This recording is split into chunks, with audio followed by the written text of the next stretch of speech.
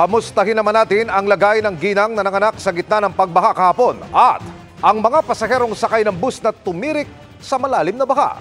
Nakatutok si Mark Salazar.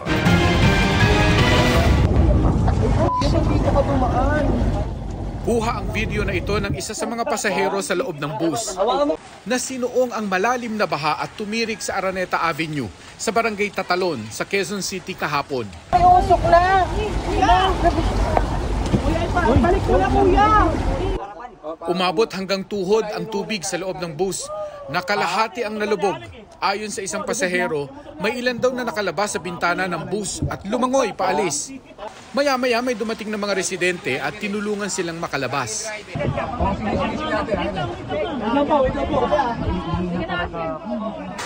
Saka sila isinakay sa bangka para ilikas. Inabot daw sila ng lagpas kalahating oras bago masagip sa bus. Buhay kami! Buhay kami! Ang tindi ng bahang dinanas ng maraming lugar sa Kamaynilaan, bakas sa basurang naiwan. Kita yan sa 10 feet na taas ng steel matting fence na ito na namumutiktik sa mga plastik. Nasa 15 feet naman ang punong ito na animoy nagbunga ng mga basura. Pero nasa mga inner road makikita ang pinsalang iniwan ng baha. Karamihan sa mga bahayan sa Don Pepe Street ay walang naisalbang gamit sa bilis daw ng pagtaas ng tubig. Bandang alas 6 ng umaga kahapon. Hindi nakala na ganun, tataas ng ganun. Malaundoy na nga, sir. Abala pa sila sa paglilinis ngayon, kaya hindi pa raw naiisip kung paano babangon. Katulad nga po niya, magpapasok na sa Lunes yung mga bata. Yung pang isang iniisip namin dahil napektuhan nga dahil hindi kami makapabiyahe, makapamasada. Dahil naglilinis muna po kami.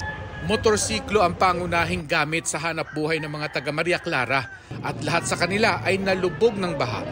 Mabuti at may kapitbahay na magkukumpuni ng pinakamahalagang gamit para sa kanila. Bahala na sila, magkano ibibigay nila. Ito naman ang San Juan River na umapaw sa bahayan ng Barangay Talayan, Quezon City, bandang alas 6 ng umaga. Mga oras na nanganganak pa man din si Micaela Bravo. Kasi nung alas 4, sinabi ko na sa lola niya na masakit na yung tiyan, hindi wala pang baha doon. Sabi naman ng lola niya, wala pa daw. Kaya ayun, nung mga bandang alas 5, alas 6, doon na tumaas yung baha, di na namin nadala. Kaya dyan na sa bahay ng anak.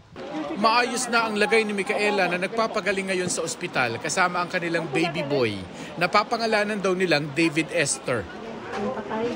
Kung sa panganganak sa baha ang kay Micaela, paglilikas naman ng burol ang laban kahapon ni Charlene.